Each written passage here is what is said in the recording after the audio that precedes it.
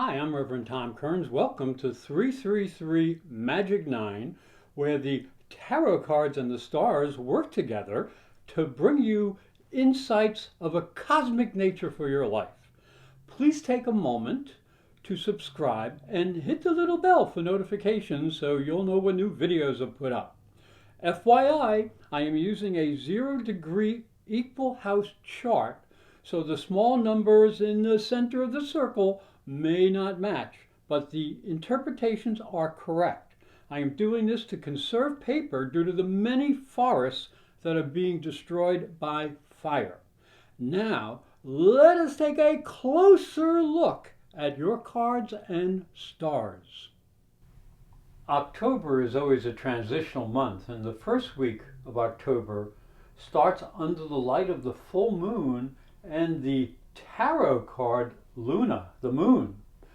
Now, this card is often associated with difficulties or deception between people, especially when you're dealing with people you might not know. But it is also the card that, on the positive side, can enhance your psychic abilities. So you may be able to feel much more about people. Now, the question becomes, will you be able to keep yourself clear and avoid misunderstanding other people and their motives? It's important that you do not let your imagination run wild because this is under a full moon. Rather, you should learn to use your imagination as a productive tool. So the first week, October 1st through 7th, this may be a little bit difficult because there is a full moon. You can see the opposition. There is the moon and there's the sun, so that is the opposition or the full moon. And the sun is in the 6th house of work and health and daily routine, and the moon is in your 12th house, and that's the house that's behind the scenes or spirituality or personal limitations. So you don't want to be too disciplined during this time period. Yeah, so you might want to cheat just a little bit, have a good time a little bit, but do not lose sight of your work, what you need to do for work. So you may find that you enjoy your day much more if you can take a little bit time out for self-healing, because the moon is conjunct Chiron, and that's a healing energy for you. So don't get lost in all the material responsibilities of your day and all the things you want to do and all the temptations that are around you. But do enjoy the deeper spiritual feelings that may come your way. The next important change comes as the planet Venus is going into the sign of Virgo and the 5th house. Now, Virgo isn't the happiest sign for Venus, but Venus likes being in the 5th house, so this can be really good for romance and pleasure and meeting new people and things of that nature.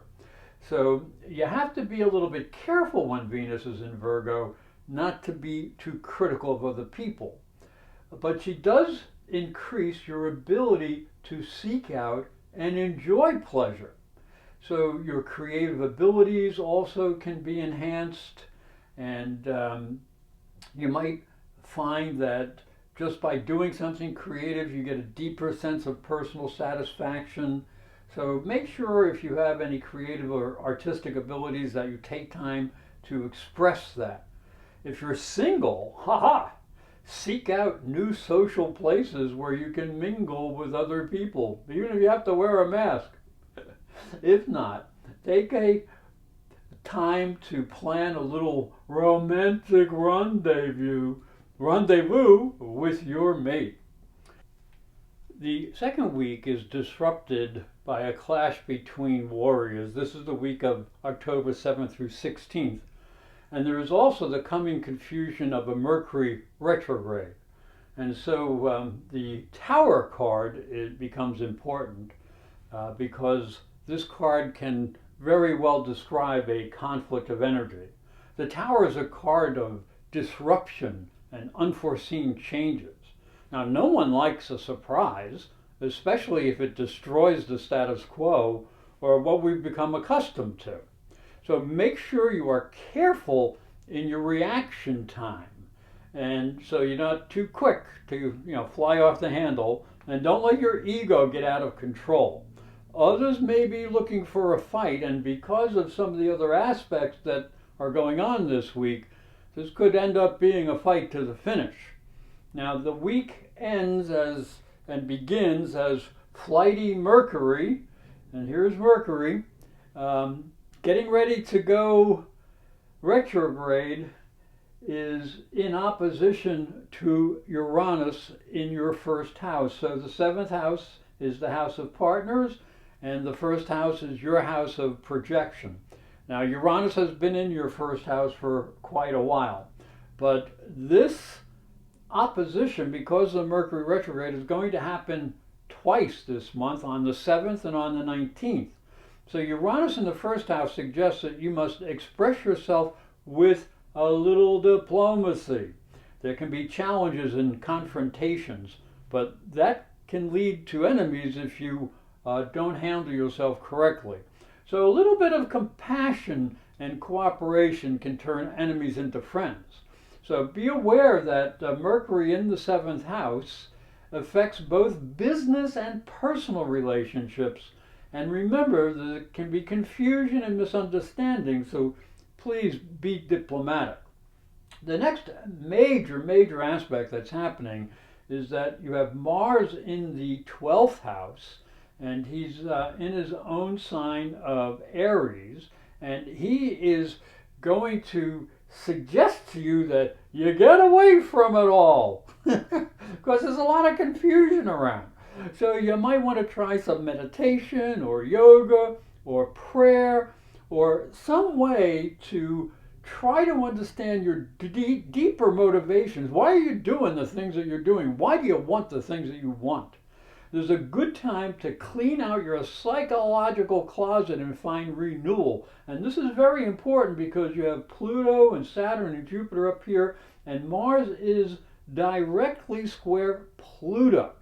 And Pluto in the 9th house intensifies your need to examine your beliefs. Have your beliefs brought new understanding, or are you in a state of bondage to them?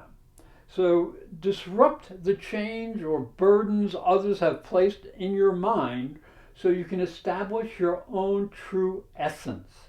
Madness is bondage to old beliefs. Freedom may be the gift of this energy.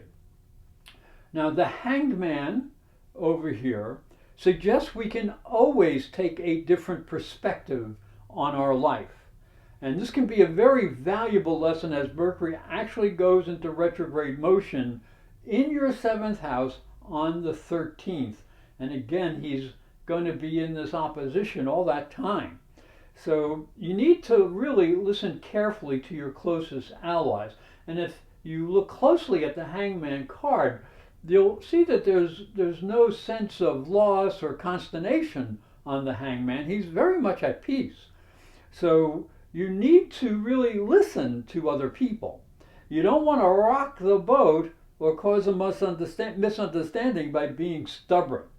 Now, we all want to be right, but a general sense of misunderstanding is just in the air. This is not your fault or anybody else's. This is just happening because of this Mercury retrograde in the opposition to Uranus.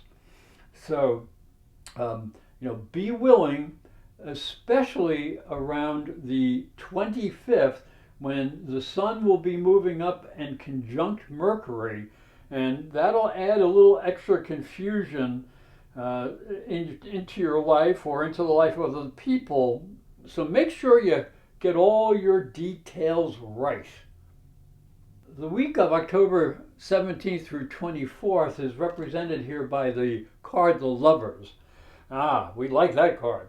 Now, this card often suggests a choice must be made between following a very happy and good path or the possibility of flirting around with some temptation. So there can be some important choices to make, which must be guided by your higher inspiration.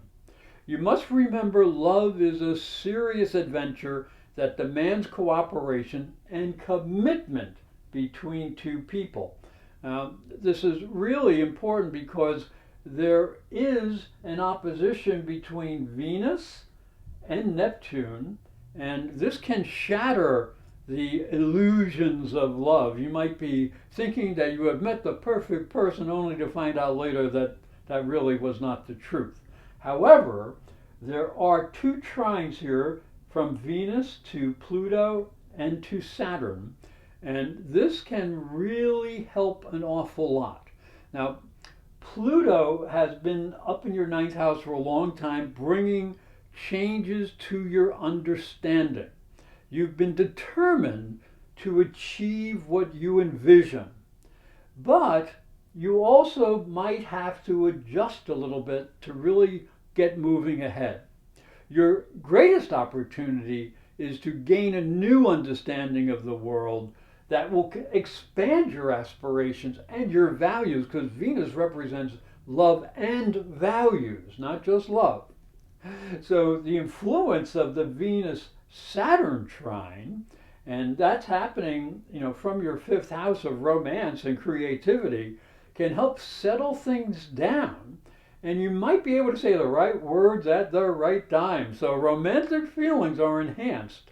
So express your creative energies and your romantic energies, because there can be some very serious feelings in the air.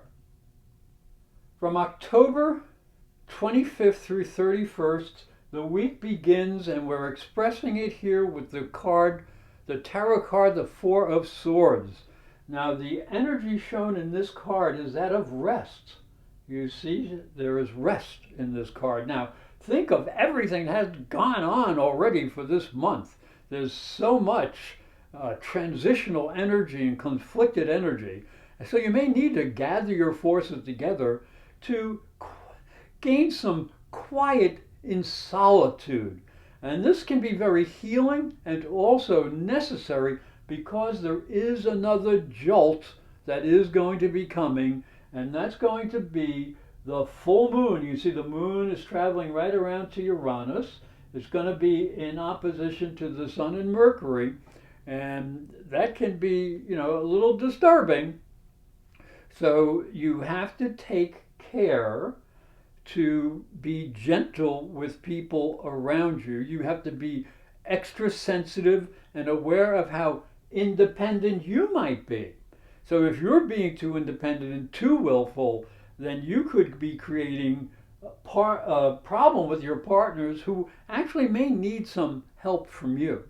So you have to make sure you're looking at the world through a broad lens, not just a narrow lens, because if you're just being selfish and willful and just want to do what you want to do, it's not going to win approval from others.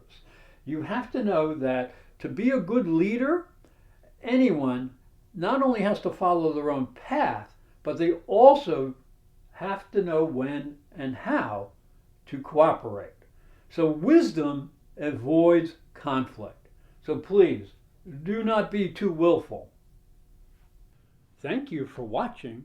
Please like and share these videos with your friends, for they are free. That's a great price. And I hope you have a great month.